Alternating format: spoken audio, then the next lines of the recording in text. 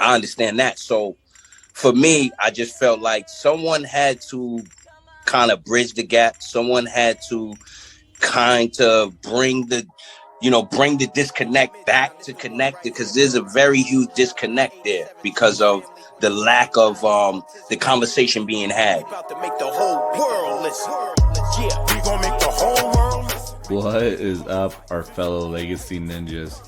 It's a powerful thing when you tap in and realize no matter how big or how small your audience, your following is, you can make an impact. You have a message, you have a story that's meant to be shared that somebody else needs, as it is a gift to be shared. If you shy away from the ability to impact the lives of others, you end up missing out on making the biggest impact that you could ever make because you tap in and by being present. Within this episode, Patrick and I actually had the pleasure to interview Snyp Life just to hear his passion, his drive to provide a platform to give a voice to others that may not have a voice or may be overlooked because of what society thinks or what society has view-wise.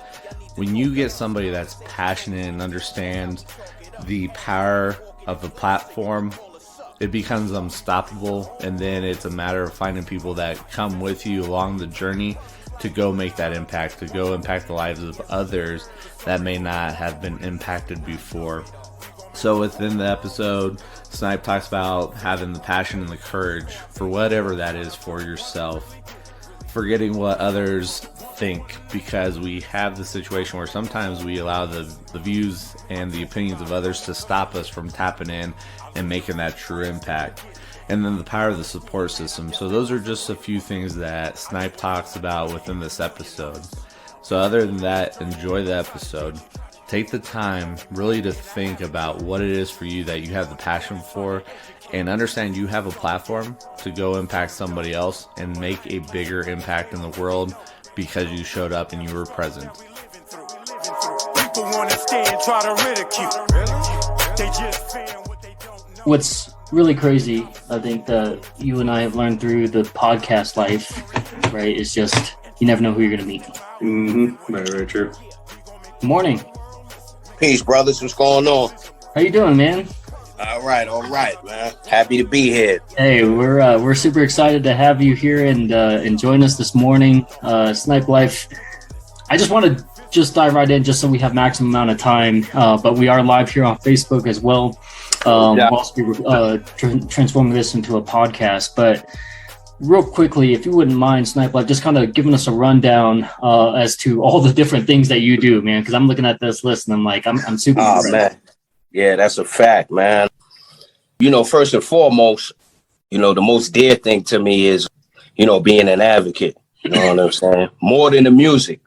Surprisingly for some people that do know me as an artist, advocating for my son and a million others like him, like one of my favorite things right now. So Warrior Dad is probably top on the list, followed by, obviously, I'm an MC.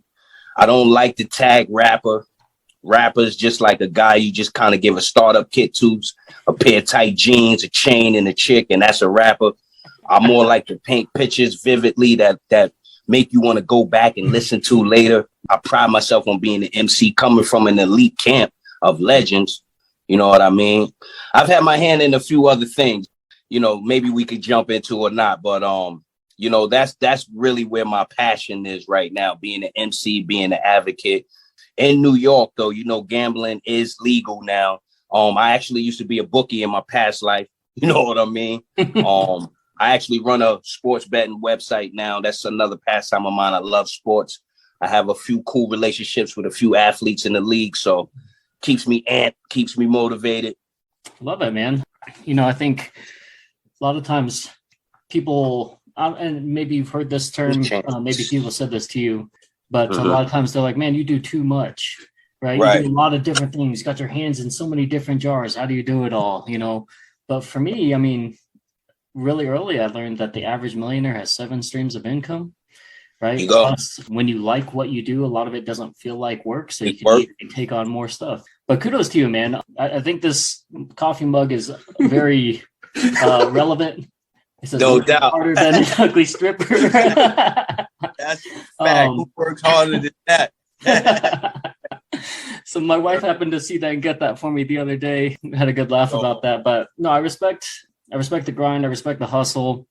You know, one of the things that when I first heard about your story, when I first heard about the movement that you've been a part of, being a warrior dad, because I myself am a warrior dad, right? Absolutely, brother. Mm-hmm. And so for your industry as an MC, right? I know that for a lot of times, for a lot of hip hop artists, rappers, MCs, musicians in general, you know, it's a platform to then be able to get to the things that they maybe really want to do, right? To be able to give back and things like that. So how are you able to integrate, especially for a topic that a lot of artists, especially in the rap game, may not be able to really convey or kind of go that route or would even touch that? Right. I mean, that's the uniqueness of the situation that actually drives me. We do have MCs that are very influential to the culture that, for whatever, you know, though their reasons are, you know, they choose not to really touch on it as often and they're affected by it.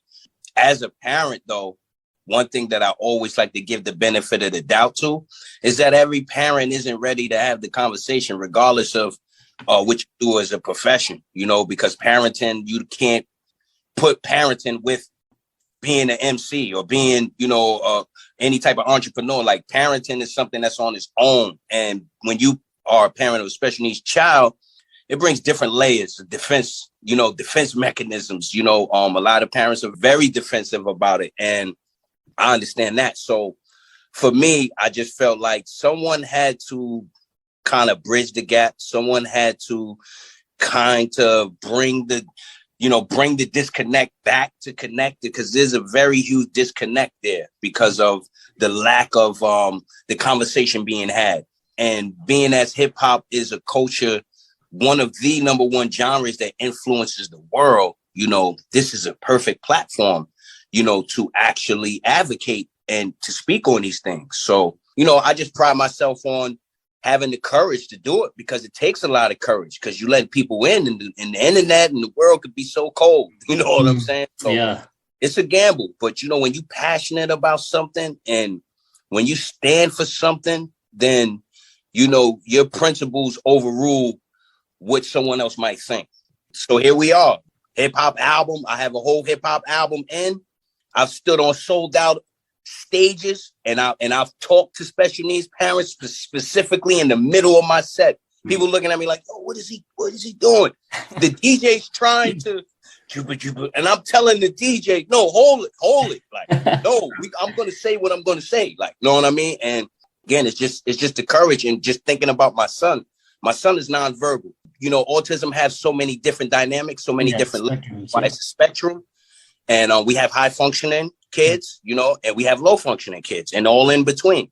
And my son is somewhere in between. He's not fully verbal to the point where he can have a fluid conversation. And just for the record, nonverbal, when a parent says that their child is nonverbal, because I've been seeing this a lot, nonverbal does not mean that their child is mute.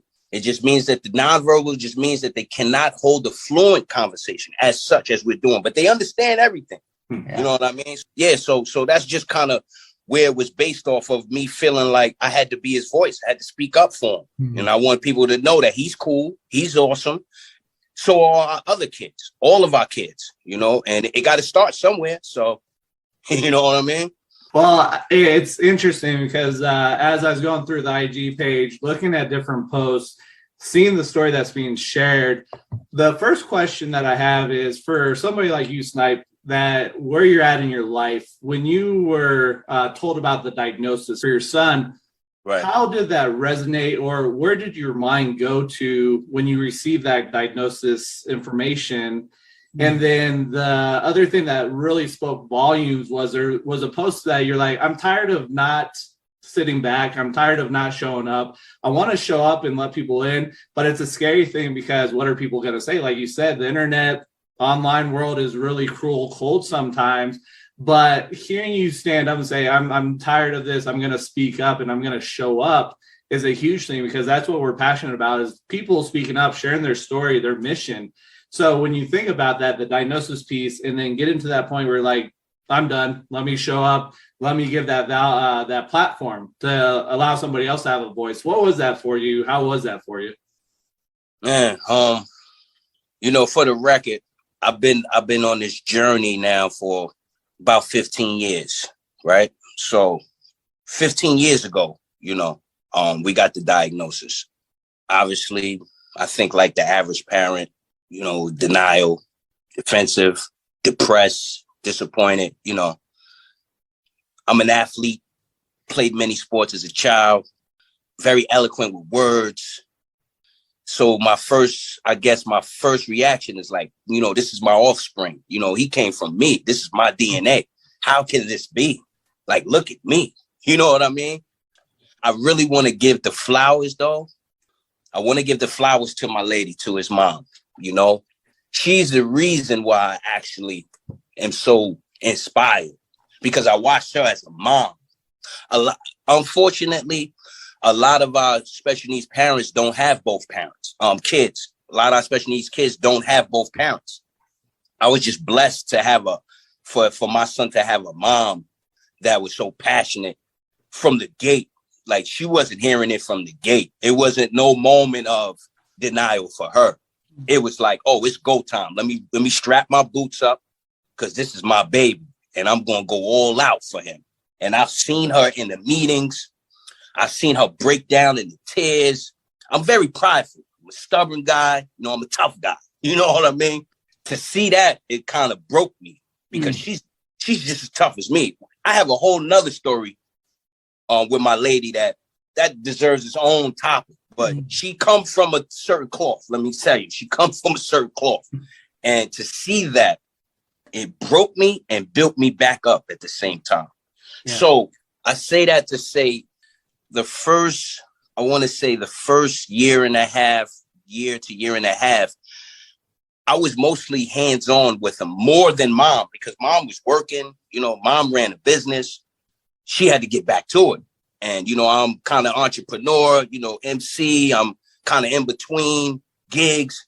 So, you know, I'm like at home, dad, like holding, you know what I mean? Seeing his development. To this day, it's like my son is probably more closer to me than his mom. Like, no funny stuff. But because those earlier parts, like, it was dad showing him how to walk and all of this stuff, right? So I say that to say I never like shied away from the responsibility on a personal front. It just took a while for me to let the world in, because, and I'm pretty sure as a dad, you can relate to this, the stares, you know, people just looking like, what's wrong with him? You know, my son having a meltdown, falling on the street. You know, I'm from New York City. An average day and a nice sunny day, there's 1 million people outside. Right. And New York is a city that everybody's in a rush to go nowhere. But we are. New Yorkers, we're in a rush, even when we ain't got nowhere to go. So just imagine, you know, afternoon, the kid is on the floor, he's wailing. It's 1 million people walking by, they looking at you like, do something. Like, you know, get him off the floor. He's just acting obnoxious. You know, it's the stares, it's the looks. That part I wasn't ready for at first, you know, but it just again, not to drag it, but for me, I think my turning point was my son coming home from school. He's just wilding. Don't even know what's going on. He's wilding. I could remember vividly sitting on his bed next to him. You know, I've had different emotions, anger, you know, like, but this particular day, I don't remember when, what was the day, but there was this one day where I'm sitting there and I'm just watching him, and he's sitting on the bed. He just got off the bus from school, and he's going crazy. Like, he has a routine. Our kids, they have to stick to their routine. If you miss one thing, it's going to come back to bite you in the behind, because they're not going to let it go. You're right. And, right. 100%. And my son, his thing was he needed to get an ice cream every day he got off the bus. So the day that the ice cream truck was not there, He doesn't understand that. Right. He just wants he wants what he wants because he knows that's what he usually do. Now he's going crazy.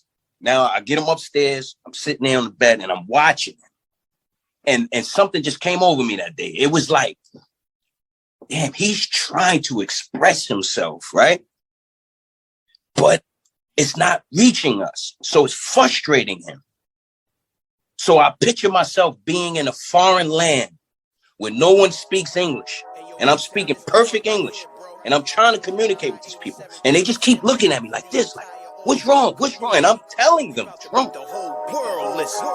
Yeah, we gonna make the whole world listen. Make them listen. Puzzle life, vision, pay attention. Can you just imagine? As an adult, can you just imagine how frustrating that would be? Yeah. So just imagine your child.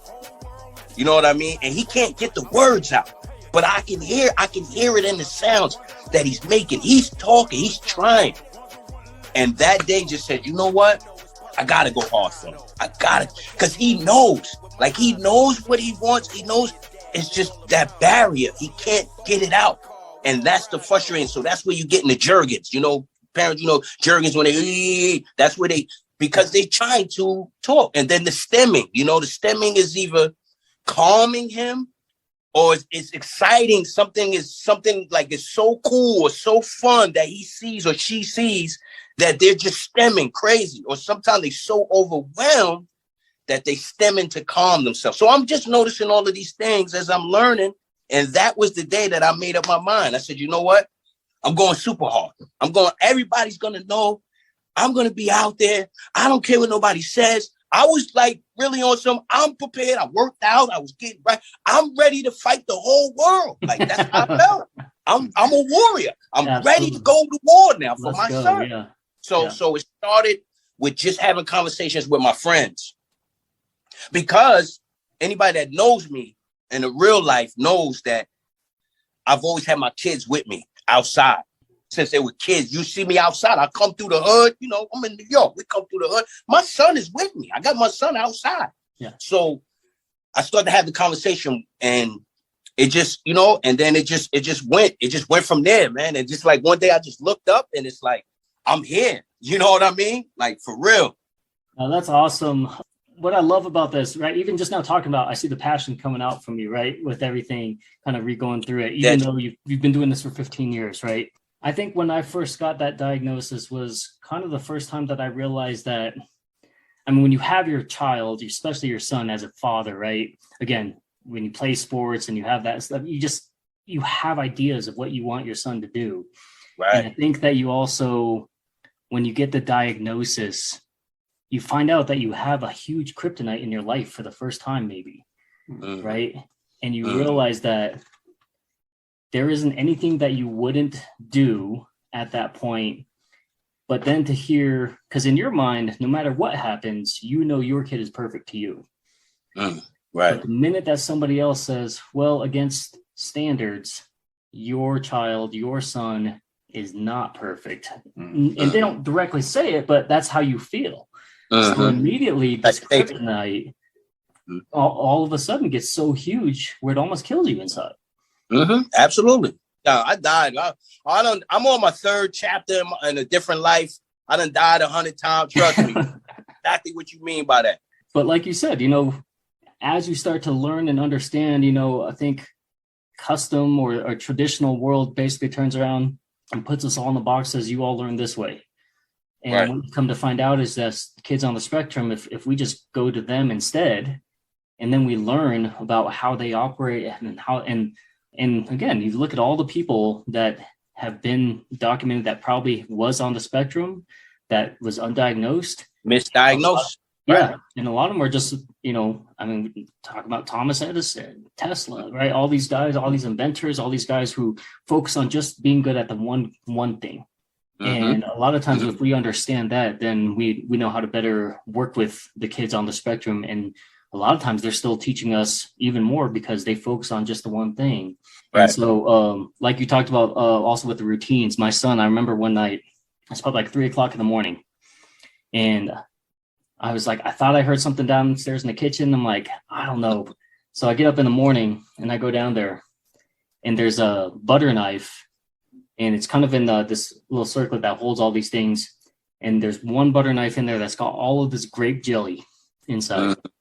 Mm-hmm. And what happened was, in his mind, he because we would get up and we'd make these peanut butter jelly sandwiches, and so he would see me wash them, and in his mind, he didn't see me wash it. He went off or whatever, and so he was like, "Oh, I gotta go make a sandwich, but I gotta clean it off or put it back." Mm-hmm. So he went and found it, thought he washed it, just put it under some water and all that stuff, and then put it back where it was supposed to be. But in his mind, he couldn't sleep comfortably until he knew it was there. Exactly. So, No, competitive nature, and that's the thing. The consistency. Mm. It's unmatched. It's a new level of consistency. Like, my son will stay on something. He won't let it breathe. Like, we'll be like, all right, we'll take a break. He don't want to break. And my son is a visual learner. So he doesn't want you to sit down and explain. He wants to see it happen. And then he wants to take it and he wants to duplicate it. You know what I mean? So yeah, man. Just amazing levels that our kids can reach, and one thing that you said is very important. I don't want people to overlook that. Instead of trying to create a curriculum for them to fit in, we need to create a curriculum that they allow us for themselves to fit in. It's not let them into our world and navigate. We have to get into their world. Yeah. We have to learn them. I learned everything. Man, the number one thing, and I'm pretty sure you can agree, the number one thing that I've learned from my son is patience. Man, man, 100%. So. Yeah. But what's really cool is, and this was kind of like, I guess the way that I felt is when I really got to understand how my son operated, right? I remember us going to get a test, and the doctor was asking, like, hey, what shape is this, right? And just by looking at it, he knew it was like a hexagon or a heptagon or what octagon, right? And he just could tell by looking at it, right? For me, I'm like counting all the sides. I'm like, yeah, that's right. But as soon as the doctor said, what's another word for pebble? And he was like, I don't know, And so at that point, it was kind of like a light switch, just to know that for him, certain concepts are exactly as they are to him. And in his mind, there's going to be nothing else that replaces that, right? It makes no sense for this to be a pebble when it's actually a rock, right? But to also understand, like, hey, shapes, colors, all those things make sense, and he can do anything you want with those. And so it almost feels like when you unlock that and you understand that with your own child, right? Because you had to work so hard to understand and get that, that's a bond that is really hard to break. That's a bond, like you said, your son being closer to you because you had to spend that time to develop and understand those skills.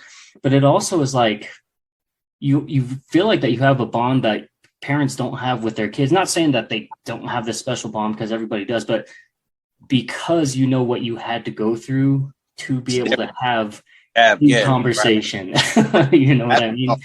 Absolutely. I agree totally with that. So the other thing too, as I was going through the IG page, you had received an award, and part of the copy that you're putting in the description, you actually talked about the impact of having other parents come up to you with tears in their eyes.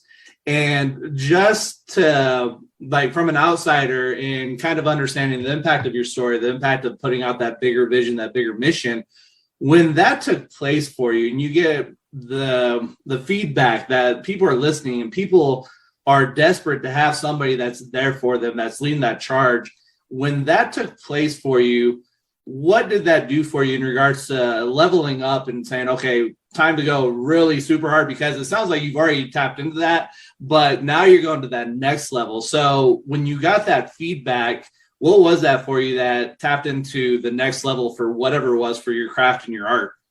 Yeah, man, that was a surreal moment for me. It let me know, like, I was on to something. Again, putting yourself out there has its risks, but it also has its rewards, and depending on the way your principles are set up as a person, one or the other is going to motivate you. Yeah, for me, it was more like, wow, somebody is listening. Somebody actually is going, because, up until those moments before the feedback, it's really an assumption. Like, you're throwing a dart in the dark, hoping that, because You don't know what you haven't gotten the feedback yet. So only thing you could do is tell it from according to what you see, your standpoint, what you feel. But then to have somebody come up and share that with you and just break down, like I was doing a speech and I looked over and she was crying. Some mother, she was crying. And then another mother she was blowing her nose. I was like, I was just like, wow. You know what I'm saying? Like these words are impactful. They mean something. I'll give you another cool story though. I was with my brother Styles P. Today's 420 to all the stoners, right? Yes. I was with Styles P. So ironic that I mentioned that right now. Shout out to we were at a show. We were rocking. I was rocking with the Ghosts, and I see these, these ladies is all in the front. The fans, everybody's going crazy. But this is one girl, right? She's like crying. She's like going. I've seen them cry for my brothers. They're legends, right? I know she ain't crying for me. At least in my mind, she's not. Definitely crying for Styles, though. So she gets closer. Like they let her get closer, like to the stage. Now I'm standing up, so I'm looking down. She's reaching like this for my hand. So I put my hand, She says to me, "Thank you for talking about your son." Mm. That blew me away. I'm going to tell you what, we had a hip hop. This had nothing to do with autism. I'm not here to do none of that. It was just, she seen me and she reacted as a mom. You know what I mean? And she was crying for me, dog. She was crying for me. Wow. Like that touched me because it was like, again, somebody is receiving your message. Yes. Your message is inspiring somebody. Your message is motivating someone. You're letting people know that they aren't actually alone. Look at this cool hip hop guy connected with legends. He don't have to do this. He's letting us know that he rocks with us.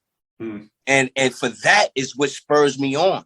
It makes me keep going. It drives me. You know what I mean? So, but definitely it's a real moment. And just like you said, that was my thinking. You said it perfectly. I have to level up. Now I have to really, you know what I mean? I have their attention. And I learned that from a musical standpoint. Every crowd isn't going to be receiving, right? Mm. But there's always going to be a guaranteed of at least one person in that crowd that's going to rock with you, that loves what you're doing, flaws or not. And as an MC, you have to focus on that. You have to zone in on that love. So, here we are. That's what we're doing. And I appreciate you saying that because from a business owner's perspective, right? We always talk about how I don't care to appeal to the 90%. That's not my ideal clientele. That's not my niche, right? I just want that small 5 to 10% that understand the vision, that understand what I'm doing. I don't care to have millions and millions of followers because if I have 10 people who are solid or 20 or 50, right? People that basically understand your true vision and will, like you said, vibe with that, rock with that. That's all I care about. Because if I impact just one person, who knows who they go on to impact, right? And so I love the fact that you talked about that because we preach that all the time, on our podcast and everything. I love that. So, guys, if you are watching this live, we got quite a bit of chat going here. So I definitely appreciate you guys tuning in. But if you have questions for Snyp Life, let us know. I want to talk about this song, man, because I was listening to this this morning. It's going to come through, though? I don't know if it's going to come through on our end, but let's at least talk about it. Let's make them listen, man. So first of all, the whole Warriors intro, was that your kid who did that? No? Okay. But first of all, like... you mean what? Like as far as what you heard or just putting... No, I mean, either one. If you guys hadn't catch that, if anybody is listening, the intro. World listen. Yeah, we gonna make the whole world listen. Make them listen. Puzzle life is a movie. Pay attention. It's from the movie, The Warriors.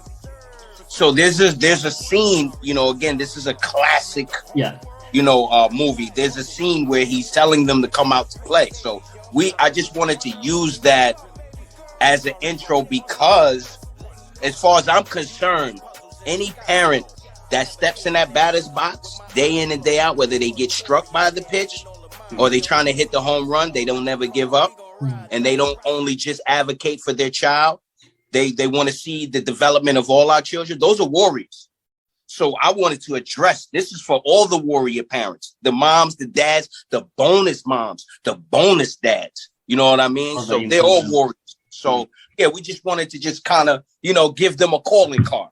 Yeah. I was listening to it last night. I was like, or did something happen because I had the TV on too? And I was like, so it's a very interesting thing, but it's one of those things that for when I edit podcasts, when I'm doing everything and mixing the music and whatnot, as we're going through the conversation, it's such an interesting thing to see that final outcome to what you're producing. And that's one thing I got to give a shout out to Jaqueen. We were talking last night and she brought up the fact that your son did the production work for the music. Is that correct? Yeah. So so let's take a step back real quick, right? So before Make 'Em Listen, there's Puzzles in the Sky, right? Mm-hmm. So Puzzles in the Sky is my first dedication to autism hip hop album. Now, this is the album that started with just one song. And my son, he's very intricate with music. If you look on his iPad, you'd think he's an old soul because he has all types of music. He has his mom music, he has his dad music. And I like to pride myself because my son is my biggest fan. Like you said, I don't care about 90 million fans. My son is, because rain, sleet, or snow, no matter good day, bad day, my son is bumping my music. He goes on YouTube and he just types in my name and everything comes out. He goes through everything though, everything. Awesome. So we started this process of I would be in the crib, and I have a unique way of how I create music because I don't write rhymes. So I don't literally drop the stuff down. It just gets jotted in my head. So even if I'm not in the studio, right, I could be in the crib. I'll be playing just beats, production. And my son, his name's Jaden, by the way. Keep saying my son. Jaden would come into where I'm playing the music. And he would just come in with all his stuff, toys, whatever. He just set himself up. He's yo, Dad, can I hang out here? Just nah. All right, we know what's going on, right? So I'm never mind. I'm contemplating with lyrics or whatever, and I just happened to glance over at him, and he was rocking to this one joint. I was, Jed, you like this? And he's telling me, yeah, I like that, Dad. Like, that's dope. So I was like, all right. So I was like, all right, that's one, right? So I played another beat, same thing, right? So I said, hold up. Let me try something. So I put on a beat that I purposely felt was dumb whack, right? Played the beat. I looked over at him. He's not even moving. He's just looking right back at me like, when are you going to play the next beat, Dad? And I'm like, looking at him like, that's the beat. He's looking back at me. So I was like, maybe not that one. Went back to another record, right? Now, this is where I knew. So I had to go back and forth because I had to see if he was just saying yes to anything, right? So I went back to this one record, which became the lead single, right, off the album. Play this record. He's back vibing. He's like this. So I was like, so he goes like this. So I was like, this the one from a this. Like, he's on the other side of the room. Jay, this the one? He's like, so I was like, cool. So it went from there, just fast forward, it went from there to me actually bringing them to the D-Block studio, right? I used to bring them from time to time, all the time. If you see my posts, I have Kiss, I have Styles, they holding up the autism shirts. And, this is, again, my son was a little kid with long braids. You know what I mean? Now he's taller than me. This is 15 years. My son is 16 years old, y'all. So now we're in the studio. I put him at the board, same thing. And it went from 1 to 2 to 4 to 6. I was like, you know what? Because I heard, I've heard people make a song about autism. I've heard people make a song about their life with autism.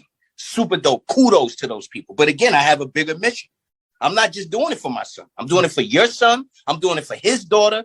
Those are all my nieces and my nephews adopted. You on the spectrum? Warrior dad is a warrior uncle. I don't play when it comes to nobody's kids on the spectrum. Do not play with me when it comes to our babies, right? So I said, you know what? We're going to make a song for everybody. So here we have it. 10 songs in. Jaden is right here in the driver's seat. My son, he's nonverbal, but guess what? He's composing how these records get played. He picked which songs to go where in the playlist. I didn't do anything. I just put the lyrics and I let him do the rest. His name is on the paperwork. He is the executive producer. My publishing goes to him. My publishing is in my kids' names. I don't get money from rap. So you guys know now, I don't get money. I have a long, extensive career where I just kind of played with 1 foot in the mainstream and 1 foot in the street. I kind of purposely did that, right? But I'm just giving y'all my track record as an MC. I don't make money off rap. My son does. My daughter does, right? So Puzzles in the Sky was the start of so many different things because I felt like it was the door that bridged the gap between our common community and the hip hop community. Right. You know what I mean? And again, kudos to the parents, but I've heard them make 1 song or 2 songs. This is a whole album for everybody's song, everybody's son, everybody's daughter. You know what I mean? I'm proud that my son played such an intricate part because without him, it would only been 2 songs, to be honest. He kept going. What I tell you, consistency. He kept pushing me like he wouldn't leave. He wanted to stay and keep listening to more joints. So I said, all right, I'm gonna keep playing. Now I'm like, damn, I got to come up with all these rhymes. Because I was, 3 verses. All right, cool. Another 3 verses. Cool. No, I had to do this 10 times in a row. And I didn't write none of this stuff down. So you guys got to just understand the process that it took for us to get here. That's why I'm so proud of the project. I'm so proud of him. Because when I'm long gone, this is something that is part of my legacy. That he could say, I did this. I did this with my dad. My dad put me in the driver's seat. I brought him to the D Block studio. You understand? These are hip hop legends. He got on the microphone that Jadakiss and Styles P and Sheik Luch got on it, and he talked his stuff. And I have earlier stuff where he's counting because that's the only. If you guys go to YouTube and pull up Snyp Life Autism, my very first video. Again, this is over 10 years ago, guys. I've been doing this, right?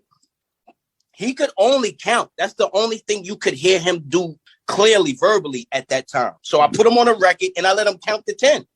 And then I started the record. And then we fast forward. We did a whole album, right? And now we can fast forward. We back to make them listen. So all this happened before we even got to make them listen. You know what I'm saying? That's amazing, man. That journey. Yeah, and we've got some people talking in the chat here saying, "Believe in Me." So Matthew's favorite song. Oh, yeah, that's my nephew. Yeah. Yeah. So what I appreciate, man, like, because I've been a hip hop head forever, right? But I listen to a lot of different music and stuff like that. I just have an appreciation for how it's formulated, listening and pulling the different sounds, different instruments. This beat on this song goes hard, right? And I think that when you're like, oh, it's an autism rap song or a rap about autism, it doesn't connect for people. And then they kind of think, well, I don't know if this, to me, that's not my thing. I'm like, no, you need to listen to this, right? And so when you hear it, like, first of all, the Warriors intro, respect, man, like, because that was one of my favorite movies. Yes, but as soon as that beat drops, but it's so much more because the message in your lyrics, and I have a bigger appreciation, I think, for that than more so the instrumental and the beat because I'm a poet and a writer. And so, my cousin was a really good freestyle rapper, used to be part of kind of before it is what it is now, where all these guys have time to do writtens, right? It was all off the head, right? And used to do all these battles. But he used to tell me all the time, he's like, you are clearly a better writer. And I was like, there's no way, because in my mind, watching him battle, watching him freestyle was like the goal. But for me, I could never find my cadence. I could never find my voice, in performance. So for me, I was just kind of like, maybe I'll ghostwrite for you. Yeah, ghostwriters get a nice bag, man. They do. They do. More than the person that's rapping it, just for the record. Yeah, 100%. I've written things, and I was surprised. Like, wow, I got paid more than you did. Yeah. Another person says, I've never cried listening to an entire album before this, which is huge, because when you can listen to something and you just vibe with it so much, that's a hard thing to find, right? Absolutely. There are very few albums where people can actually go and listen to every single song. Absolutely. I may have maybe 5 off the top of my head that I can think of, right? Where I don't mind listening to it from front to end. So to have that's pretty amazing. But no, I just wanted to let you know that, like, when I listened to not only the lyrics of what you put in there, but the beat itself, and then to hear how all of this came together, man, man. Let me shout out my brother, man, my good brother Midtown, man. Midtown, right, is a warrior dad of a little princess, right? My niece Courtney, right?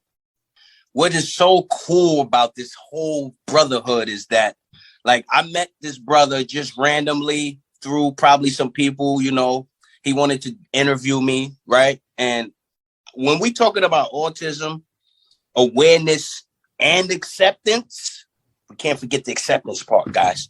When we're talking about this, it's never an interview. It's always a conversation with me. And I expressed this to my brother. We had a conversation about 3 years, maybe a little more than 3 years ago. And today we're still having that conversation, which is so cool. He's a fearless dad. He's a fearless warrior dad. Again, we live in New York City, Times Square. There are millions of people throughout the day. This brother would go out there with a bullhorn in the rain and just talk about autism acceptance. And I just thought that was so dope, so fearless of him. I just made sure that we kept our brotherhood. Like, I didn't want to just blow him off, you know, like just somebody reaching it. I felt the story and his compassion. And long story short, as I fast forward, actually the Make 'Em Listen record was his record.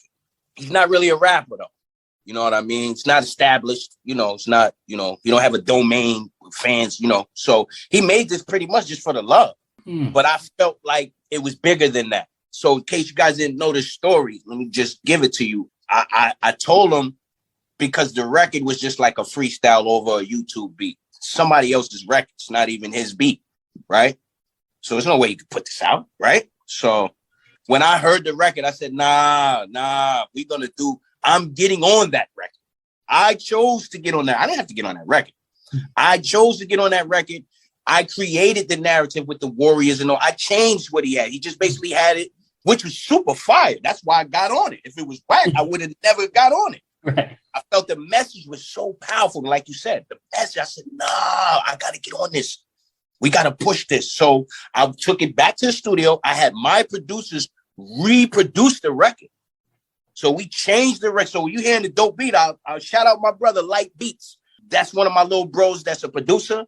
He re-stringed all the instruments on there. I played in the drum corps. So I agree with you when you say you listen to drum patterns. I actually played in the drum corps. So I listen to beat patterns and pairs of snare. I play snare, I play quad. So I listen to this type of stuff. Long story short, I had him re-string the beats. I had my brother come back to the studio and re-record it. And then I added my verse to it. But I'm the only one that has a domain. Like, I have a Spotify, I have a, you know, so it was just put out that way. I don't make nothing off the record. The money goes to his daughter, Courtney, and my son, Jaden. That's what the record was about as far as the business. But as far as it's bigger than business, because it wasn't for the money. We didn't do it because of money. We did it because we wanted to get the message out there. World listen. Yeah, we gonna make the whole world listen. Make them listen. Puzzle life. Vision. And I just felt like this was the time to release it, because we had this sitting for a little while, and my whole autism community, shout out to my Puzzle Hive, Puzzle Life community, our 8720 family, they was all waiting on us. You know what I mean? And I just felt like it was a good time, because we know, as a parent, I know you can relate to this. April is like everybody can be all they could be about autism. We see the pens, banners, stickers, you know, blah, blah, blah. And then once it go, everything disappears. And we still got to live this journey, this life. We did it just to spread, to educate people more. But for us in my autism community, every day's April for us. It doesn't stop. We go hard all year round. So Make 'Em Listen is just, this is our warrior. If we had something to call our own, this is how we feel as parents. This is what we were aiming for. You know what I mean? Absolutely. And I mean, we'll definitely talk to you offline here, but I think one of the things that we could easily commit to for us to help promote your mission and everyone that's involved is, we would love to be able to feature your music on our podcast. Absolutely. To be with our guests and to point that in there. And I think that's something easily that we could do to help bring awareness to that. I appreciate it. We appreciate absolutely. That. We all would appreciate that. We just, because it's about having a conversation. And for those that's listening, I always like to say to people, most people ask, how do you advocate They watch what we do and they think that that's what you have to do. A lot of people are overwhelmed by that because they're not ready for that. Sure. So I want to tell everyone, to be an advocate, you could do as simple as just having the conversation, not being afraid to educate someone. That's advocating. There you go. You're an advocate. If you can have the conversation, if you can educate someone else that's looking on the outside in that may not understand. And we've had scenarios that were told to us that were playbacks of conversations that my brother and I have had, that people were listening that's not connected to autism, that found themselves in situations and they were able to step in because of what they learned from us and change situations, right? Yeah. So that's advocating. And we want to show all the parents that it's cool, it's okay. We want you to have the courage to tell your story, because I always say, do not let statistics tell your story. Your story is genuine on its own. Do not sit back quiet and just let the numbers speak for you, because we're so much more than those percentages. We're so much more than those numbers. Let's go. Yeah, one of the things that we talked about all the time is just you got to be authentic. Look, my son just came in from school. This is real live. This is Jaden right here, y'all. Come say what's up, Jaden. Say what's up. Nice to meet you, man. My boy. That's my boy, man. Yeah. So Jaqueen had talked about that you've got the launch of your nonprofit. So I know we've got that piece for anybody that wants to support you, have that route. And then also sometime, I think this summer, you're coming out this way. And Jaqueen was talking about the fashion show that's taking place. And Jaqueen was talking, there's also some bags that they're putting together that if people want to help out, they can donate, get a bag with some different things inside of it. For the nonprofit, now that it's up and live and whatnot, what do you envision with that? And then with coming out here, having the show, the fashion show and whatnot, where do you see this going forward as this is taking place and as these pieces are coming together and building upon each other? So first off, I gave you guys the story about my first hip hop album, right? Puzzles in the Sky. So my nonprofit actually was inspired by my album. So the nonprofit formally is called Puzzles in the Sky, Inc. Puzzles in the Sky, Inc. Everybody, that's my nonprofit. Our mission, there's a few things there, but our main mission is a story I'll share with you guys. In my city, where I grew up at in Yonkers, New York, there was a situation that happened a few years ago, maybe like somewhere between 3 to 4 years ago at the most. There was a situation where there was a get together, there was a gathering. The gathering, like cookout type of thing. Everybody's outside. The location was in an area that had actually the Hudson River. It's like a whole river is like literally over a banister. Like you can look over the banister and look down, and the pier is the Yonkers Pier. So the water's there, right? Now, I can't speak for all, obviously, but for most to average, at least the ones that I've encountered or read about, most autistic children have this infatuation with water. We've had so many stories. I tell people all the time, what you got to do is Google autism and drowning. You'll see a million stories of children that have got away from their caretakers, their parents, or what have you. They found themselves the waters, infatuated by it, found themselves in the water, drowned. So many stories. It's not a secret. It's not taboo. It's not an old thing. It happens so often. Unfortunately, this happened in my city. A young boy, infatuated on the spectrum, went over the banister, fell in the river. A brother, good brother, man, God bless his soul, not related to the child, just was there as a patron at this event, at this gathering, seen what was going on, jumped in the water to save him, saved the little boy, and the current took him away, and he drowned. So he lost his life saving a child on the spectrum. That hit home for me. I took it very personal. I didn't really like the fact that my city didn't big him up enough for it, for being a hero to our kids. So my initiative with this nonprofit is we've created a swimming initiative. We're going to be naming it after the brother. His name is Scoop. Rest in peace, Scoop. We're calling them the Super Scoop Swimmers, right? Now, my son is a Super Scoop swimmer. I'm blessed. My son actually can dive, jump in the water. He can handle himself in the water. So I'm going to use my son, obviously, as an example to show, like, this is in my backyard. So it's not like I'm advocating for something. It's like, because it looks cool to do, this is my real life. And my son can actually help and inspire the other kids on the spectrum and the parents to see, like, his son is on the spectrum. He can swim. Wow. Like, let's get all our babies these swimming lessons. I feel like swimming is a life skill. You should not have to pay for a life skill. A special needs parent should not have to pay for a life skill. So parents, I know we have IEPs. We're all familiar with IEPs because we have children on the spectrum. We need to push this initiative in our IEPs because that's my main mission. My main mission is to have swimming on the IEPs as a life skill.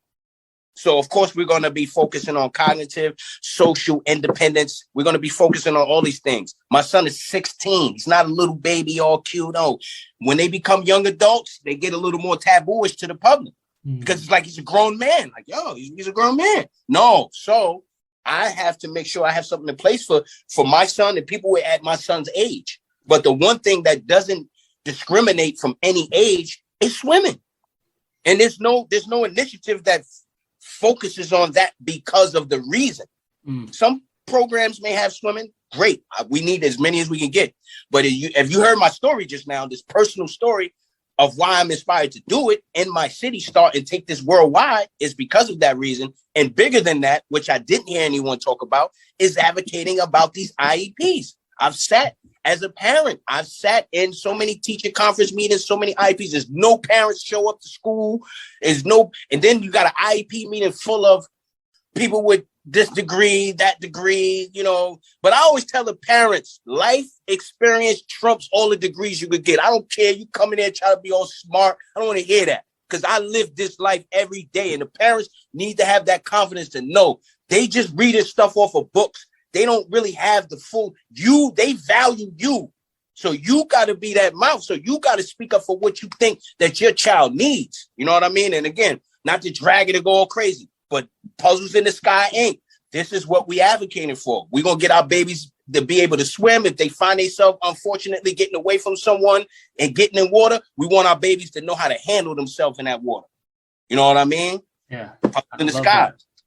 I love that. And it's, what's interesting is that, like you said, there are zero life skills being introduced in the IEPs. Everything is like, well, do they really need to ride the bus? Do they need the speech therapy? We can probably cut it down to 8 hours instead of... Yeah, they're just trying to cut corners, save the butt.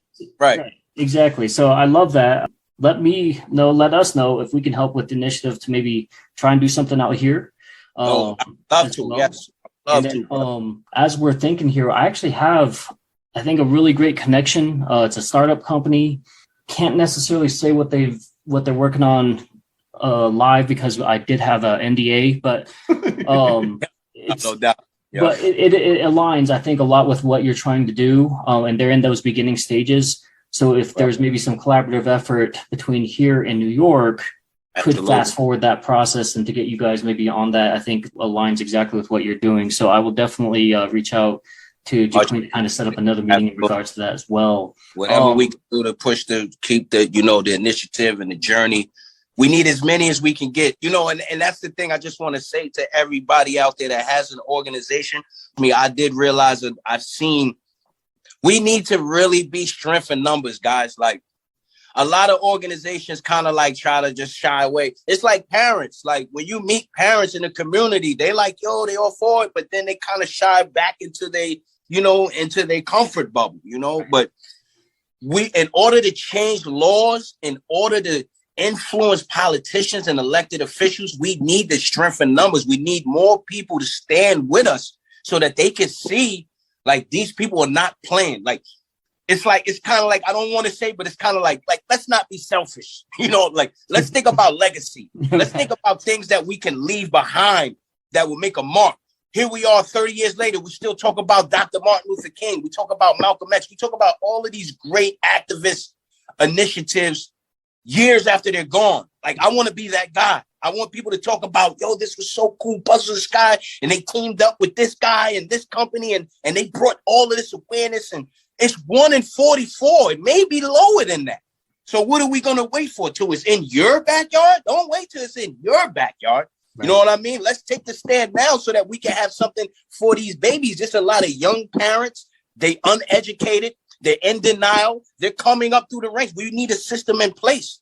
It's so much I want to talk to you about. Police, it's so much stuff, bro. I don't want to just drag it, but you're good. Well, you know, where my mind goes with the initiative, the nonprofit, and what's being put out here. I don't know how in depth you are with like the crypto space and the NFT space and I need to have a conversation with somebody about that, brother. That's a fact. Yeah, so it's such an interesting thing because there's a couple of projects that I'm part of. Just the movement and the community that can be built with that, and then the pushing out and the expansion of what that is. So it's just very interesting just how somebody starts delving in. You start hearing what's taking place and just what can take place by having somebody have the conversation. And then there's potentially somebody that will listen to this, and I'll talk to the different individuals that I have and potentially see if there's something that we could do or see if there's a way for the collaboration piece. So that's my mind's, I'm already thinking of like, we got puzzle NFTs, right? And then to mint them, you can get either maybe some custom art on there. You can maybe get some background music, some beats on there. Maybe get a full song on those things, right? And we get this entire movement in the crypto space and the NFT space for the puzzle life, for the warriors. And I'm excited. We got to have a conversation about this for sure. For sure. You got the fashion show that will be fun, man. Real briefly, I don't want to forget about this because this is super exciting. We've got a movie coming out slated on Netflix. Yeah, man. I'm waiting for these guys with the politics. Enough with the, like for me, I'm like, all right, enough with the back and forth. Let's just, my character is the main character. So I'm real excited for people to see how I kind of handle myself on the screen. Acting was one of those things that I always knew I could do. I just didn't really have the opportunity. And then the opportunities that I had in the past, I felt like they weren't up to par. It wasn't good enough. Felt like I was such a bigger influence acting on the screen because I'm an MC, I'm an entertainer. I know how to control the crowd. You know what I'm saying? World listen. Yeah, we gonna make the whole world listen. Make them listen. Puzzle life, vision, pay attention. It's called Onyx. We'll start there. It's called Onyx.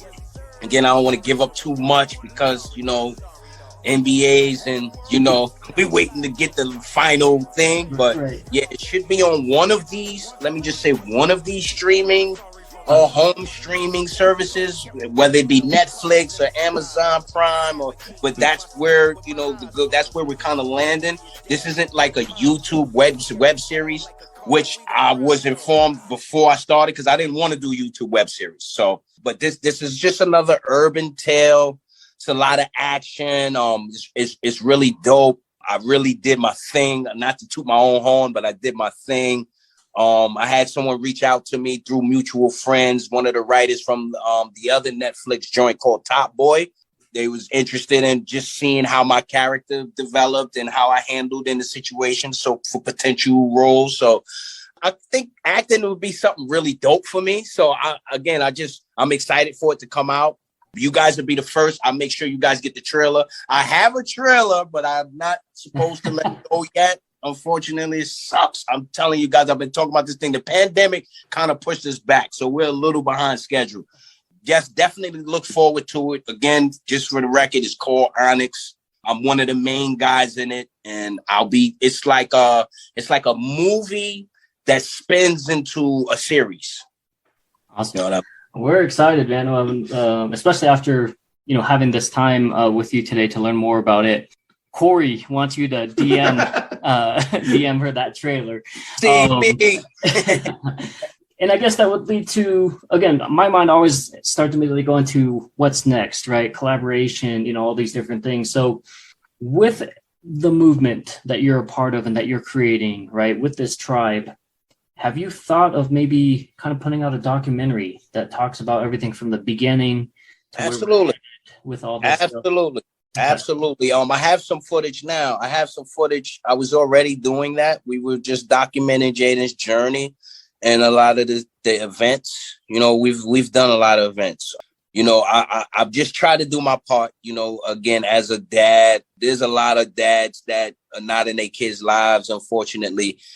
but even more so with a special need, because again, we're not looking for people that's not connected to this life. The message is that we're not asking you guys to feel sorry for us or kiss our ass or put us on a pedestal. We just want you guys to understand that what it takes for us as a parent, it's far more intricate details than what a regular parent would have to go through.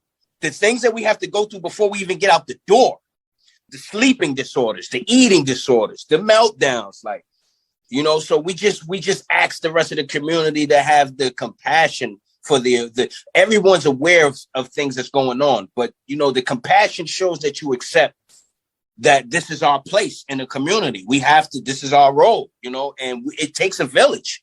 We need, like, I come from the era where if we outside and we cutting up and bugging out, my friends' parents would come and whoop our behinds. The community policed itself. You know what I mean? Yeah. Like so-and-so's mom would catch you. You know not to be, you know, it don't got to be your parent. So like with our special needs kids, it's like we need to look out, because sometimes we have runners. Yeah. You know, they get away, and we need people to know the signs and, you know how to, you know, pay attention to certain details and make certain reactions to save a lot of situations from, you know, being worse than what they could be. You know what I mean? So I just want people to understand that part. That's what we just want, the compassion, because parents do go through a lot. You know what I mean? I think overall it's just, you know, like you said, the collaborations, man, it's just like, for me, man, that's the ultimate goal for me, because I can't do it by myself. Yeah, right. I can't save the whole world. Like I can't inspire. Maybe I can inspire the world, but I can't. I need help. I need more dads. I need, you know what I mean? And we need more people to be like on board with us and stand with us, so that they can see, like, all right, this is a community that you guys are not going to play with. You're not going to overlook them. My friends, they do stuff in the community all the time. Kudos to them. But it doesn't bring the special needs family. Our special needs families live right in the same communities. Turkey drives and this and that. They're not coming out for that. You know why? Because it's stemming, the sensory. It's too much loud. It's too the kids, people looking. So we got to have at least something for them. Let them come first before the rest, like something like where we, you know, and that's where I just want to change the narrative at. You know what I mean? I love that. Yeah, I think, and again, maybe you guys have already done this. So, and again, I don't want to take up a whole lot of your time, but have you guys had any success connecting with some of these larger organizations? I know that there's been kind of some highs and lows and a lot of negative space towards maybe Autism Speaks. And yeah, let me just say this real quick, right? I want to be politically correct, right? All right. I choose my words very wisely. According to my experience, this is my life. I can't compare it to anyone else's lives, but I will say this for my situation. My personal thing is that, and it's not an opinion. I argue with anybody, whatever, but this is my thing. It's not for everybody. Sure. Vaccines changed my son, man. Mm-hmm. Vaccines changed my son. I don't want to go. I don't care what nobody says. I'll pull out whatever I got to pull out, show you receipts. Mm-hmm. But vaccines changed my son, first of all. Okay. Now, I don't say vaccines change everybody's kids, because everybody has their own scenario. A lot of people agree with me. I will tell you that. I've seen people that don't agree with me. That's cool. Now, I say that to say this. I was a part of this organization, Autism Speaks. I'm going to put it out there, because if you listen to the song, Make Them Listen, yes, I did throw a dart at them. I did throw a shot at them, because that's the only way they're going to hear me, because they're not listening. They too big to listen to little old me. But hip hop influenced the world, and y'all ain't got enough bars over there for me, personally. So now I was a member of Autism Speaks for a number of years. And I want people to understand, because there's a lot of people who Autism Speaks. They rock. All right, that's cool. You had a good experience. I had a bad experience. And explain it so you understand why I stand where I stand. I've raised thousands of dollars for this organization. We've done walks at MetLife with the Mets. We've done walks at Central Park. We've done walks at Central Park. We've done walks. We've done events. Autism Speaks. They come out. They give you this psychological narrative that you're in competition with the next family. Maybe you guys don't see it, but if you look bigger, why do we have to have teams? Why is it team this and team that? Now the team is kind of like we doing some sports shit here, right? You got a team, I got a team, we got to raise the most money. Our team is So it's like I just felt like they put us under the puppet strings of going at each other to whoever makes the most money. We give them all the money. And you know what they gave us in return? A piece of paper saying, thanks for coming out. They never came back to my neighborhood. They never spent none of that money back into our neighborhood. They never sent my son a gift, nothing. They took our money and they said, all right, thank you. Here's a letter. We'll see you next year. And I did this for 3 years in a row. And then I said, wait a minute. We done made these people damn $20,000. I'm just one family. There's hundreds of families here. How much money did they really make? Right. What are y'all doing with the money? Oh, it's for more research. Oh, it's for more research. We trying to find a cure for autism. You can't tell a parent that, dog. I'm sorry. You can't tell a parent that. And the president or the owner, whoever, his narrative that came out of his mouth was that it's genetics. I heard it came out of his mouth. He said it, you're genetic, you're born with it. If you listen to Puzzles in the Sky, it's very informative because I'm not just rapping. I have excerpts on there from real situations. Dr. William Thompson, you guys can Google him. He lied on the pediatric report with the race that autism causes in black babies and white babies. He lied about the numbers, though. We have less resources in these communities. So these batches of shots or whatever that's coming in these, it's like they pick and choose. We're not getting the best batch of the shots. I'm sorry. This is just my experience. So I say that to say I was very disappointed with Autism Speaks because of that. So when I did Puzzles in the Sky, I reached out to Autism Speaks. I explained my story. I told them who I was. They act like they didn't know who I was. They left me on scene. They ignored us. When I dropped this album, I explained to how my son played a part in this album. That really bothered me because they spit me off. They didn't care. So I'm gonna make y'all listen. Then that's what's gonna happen. And I'm not gonna be loyal and go hard for something that don't care about me because they didn't show me they didn't do nothing. They never came back into the community. You see them once a year. This is why I always talk about business owners come out and they come out on fire because of stuff like this, right? I've never known anybody to become a business owner because they were groomed into it. They come out of it because of spite, because they can do it better, because they can do it faster, because they can do it more efficiently for half the cost, whatever. So I love this passion that I'm seeing. And I'm not going to lie. I did hear the dart that you threw, which is kind of part of the reason why I wanted to spark this. And I apologize that. No. But it's so important because the same experience that you're having, a lot of people are having that same very experience, and in their mind, it came to me, bro. Yeah, they're thinking like, "Oh, we're raising awareness for a good cause." Well, where's the money going to? There's never been anything to showcase where that money is actually going to. I hate to say, this goes bigger than that, bro. He says one thing. Now their ambassador of the thing said that her son is cured from it. So now hold on. See, I'll pull receipts. I don't care who you are. I'll pull your card when it comes to this because I'm passionate. I'm willing to stand and die for what I believe in. Right. And Toni Braxton is the world ambassador of Autism Speaks. She said her son is ill, cured. Now, this is the problem that I have. Because of certain tax brackets or celebrity or famous, we get shunned away from a lot of things. So many therapeutic remedies and things they just assume we can't afford, so they don't even mention it to us. There's so many things that these people with different tax brackets have access to that some people in the urban communities don't. So who am I to say that your son is not cured? I would never argue with something like you're the parent. But as a parent, when I hear stuff like that, I just feel it's just so ignorant to say. I feel it's ignorant because, again, the numbers are not lying. We know how many of you can you say that? How many people can say that versus how many people can't? It's a huge different gap. It's a huge. So how do we connect with those? They don't care to. You see what I'm saying? They don't care to connect with us. And again, the fact that I reached out to these people and I sent my heart on my sleeve with this long, passionate letter and the album and pictures and videos. I've done events with Adidas. I was the first one to talk about autism with Adidas at an event that they sponsored. Again, you've seen the awards. I give back to the city. We've done fashion shows. We've done coat drives. We've done food. Guess what? Out of my own pocket. Nobody gives me nothing. You know what I'm saying? So it's like, wow, we've given so much to these people, and this is how they say thank you to me? Like, this is how you're going to thank me? This is how you're going to think? Because now I'm taking it personal. That's how you're going to do my son? And think about that as a parent. When you put your child in, like, you just gonna diss my kid?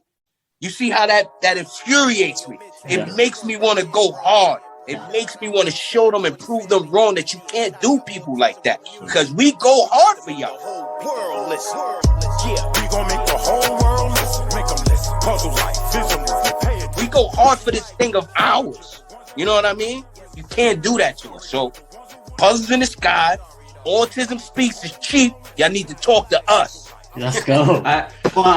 The passion with this, honestly, because if we don't speak up, if there's things that are taking place, because that's the thing, like these bigger corporations, these bigger organizations, because they've had so much time to build up, it's hard for people to see past the flaws and whatnot. And so by having somebody that's as passionate and as driven, that's going to lead the charge. That's going to light the fire to have a bigger change, because if people don't speak up, change doesn't take place. See, look at hip hop, right? Look at hip hop. When Jadakiss went up against 50 Cent, 50 Cent has way more money than Jadakiss.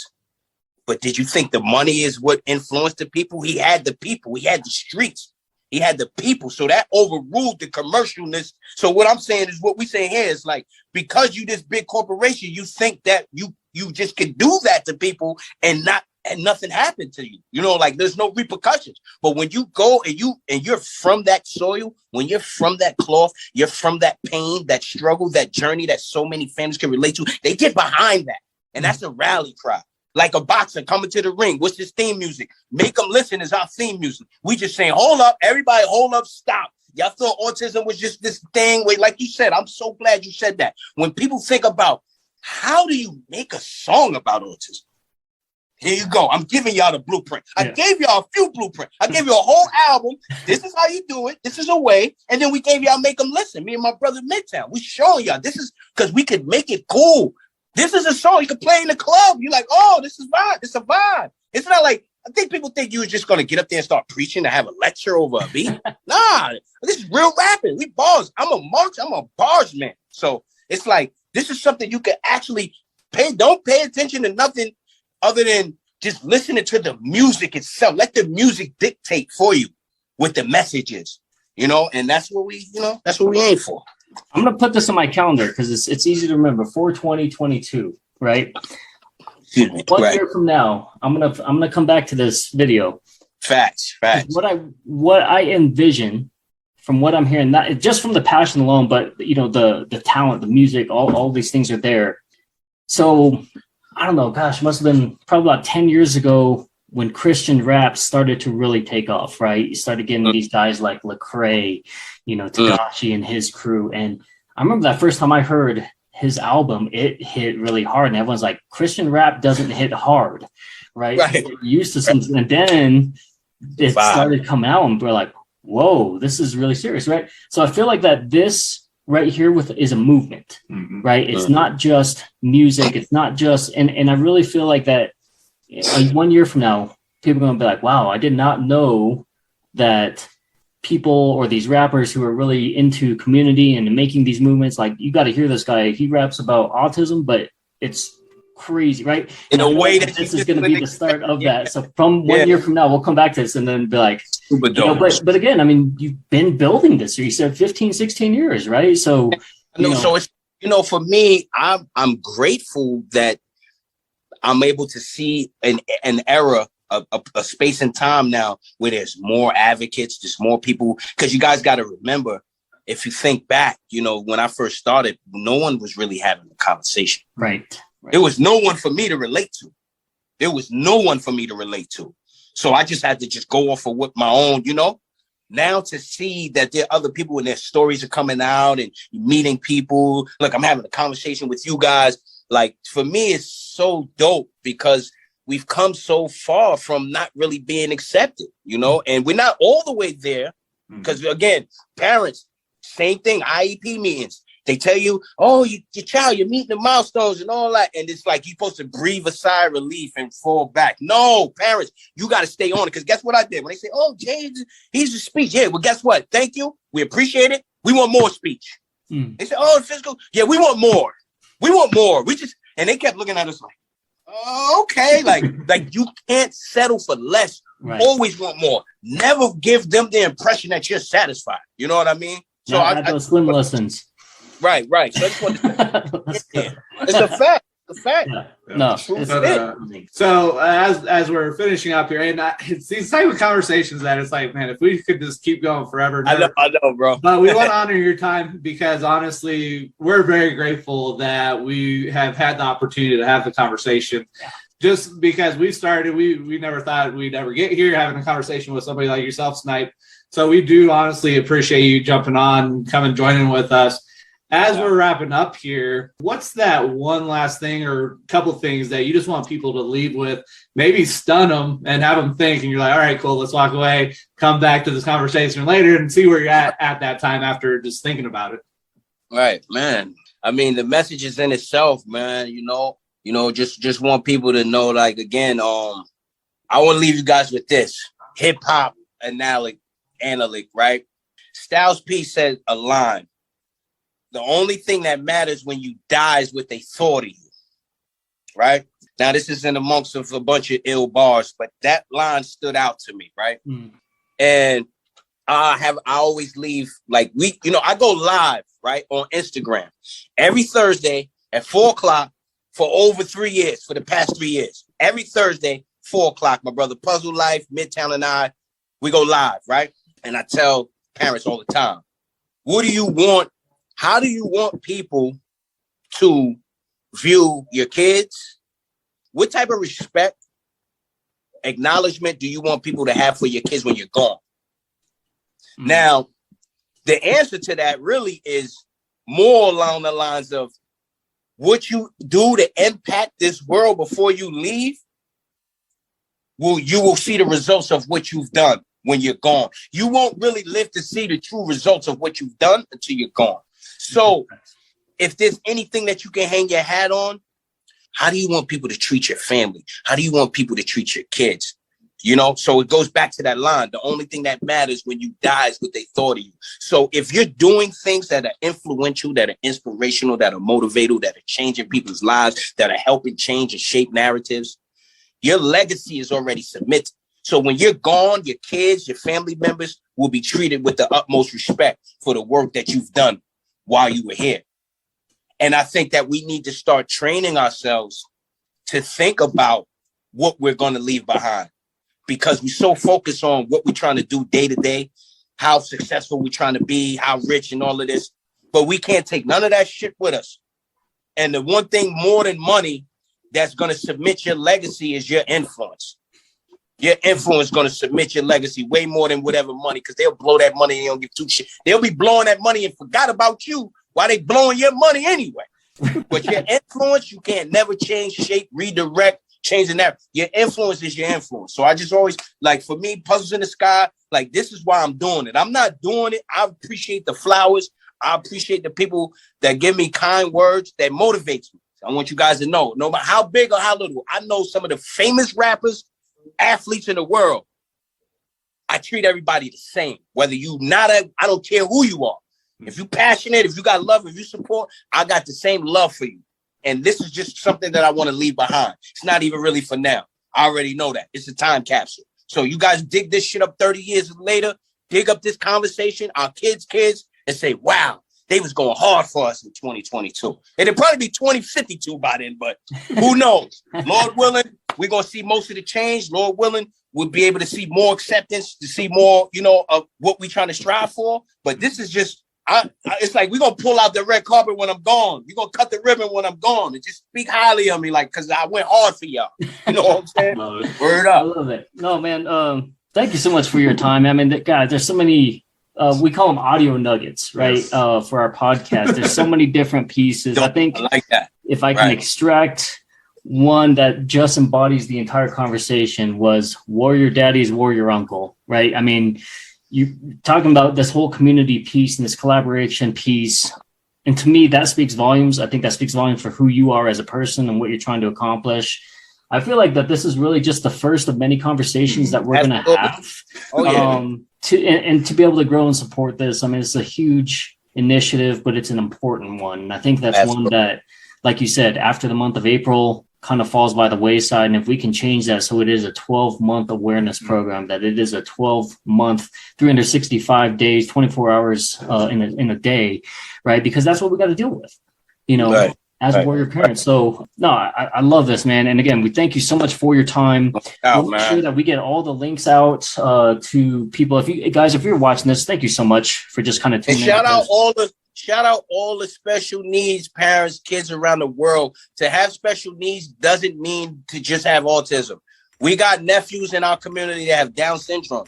I have family that I took care of way before this journey that was with cerebral palsy. Bad. Had to push around my projects with a wheelchair. So my calling was doing this since I was a teenager. I've been doing this type of thing. You know what I mean? So when I say special needs, obviously for me, my main passion is autism. But when I say special needs, I'm talking about the whole gang of us. We deep out here. You know what I mean? And we need to acknowledge all of our special needs kids. Yes. Because all great. You know what I mean? Absolutely. Uncle Snyp told you so. Warrior dad, warrior mom, salute. We here, baby. We'll also get Jaqueen's information, guys, if you want to contact, since she does all the bookings. City True Bookings. Yeah. That's right. That's and my thank you so much for the opportunity for us to be able to connect. But we got a lot of connections for you, man, and we're super excited for having a conversation with me, man. I appreciate you guys too. Don't let this go over your heads. I don't care how big or small a platform is. When you're passionate and when you're real about something and you stand for something that makes sense, you always play a part in pushing this culture forward. So pat yourselves on the shoulder, because it's people like you that keeps this conversation going for people like me to keep inspiring and to keep influencing. So you guys play a part in this. You know what I mean? Thank you. Word up. We appreciate you guys. And we're going to continue this conversation.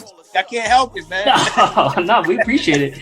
So if you guys have been following the chat, we'll make sure we get the links in there. This will be a podcast. We'll get the link out officially for that. And then again, make sure you do your best to support Snyp Life, Spotify, Instagram, all the different platforms to learn more. He said he goes live every Thursday at 3 o'clock? 4 o'clock our time, your time. Okay. 4 Mountain time. Yeah. So, but yeah, I mean, this is the content that we're trying to bring where it's authentic. We want the people and the stories. And this is all about that legacy digging, which is what our podcast is about. And a lot of people think this legacy is kind of this end game piece, which we're leading up to, but how are you living that legacy today? What steps are you taking to be able to get there? That's the digging piece. That's the piece that really uncovers who you are, and it's going to speak volumes for you later. So thank you guys for tuning into another episode. And honestly, this is probably one of my favorite interviews that we've done in the last 2.5 years. Other interviews favorite, but the conversations ultimately. Last thing, Snyp Life, thank you for just being open and the transparency and the vulnerability and just being you, being a human. No doubt. Much appreciated again, man. Thank you for having me, guys. Word up. Guys, thank you for being here. The whole world listen, make them listen. Puzzle life, vision movement, pay attention. For our babies, yo. Shout out to the ones that really get it. But sorry for the ones who want